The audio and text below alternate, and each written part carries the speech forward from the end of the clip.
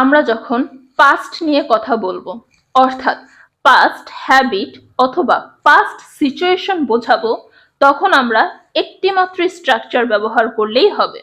স্ট্রাকচারটি হচ্ছে I use to plus base verb. I used to plus base verb. For example, I used to wake up late.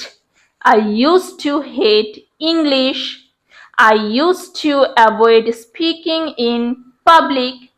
এরপর তোমরা contrast হিসেবে বলতে পারো but now দিয়ে তুমি তোমার বর্তমান সময়টা উল্লেখ করবে। আমি যদি পুরোটা সেন্টেন্সকে একসাথে বলে বোঝাই, I used to wake up late, but now I wake up early. I used to avoid speaking in public, but now I speak confidently. So, talk about yourself like a pro. Allah Hafiz.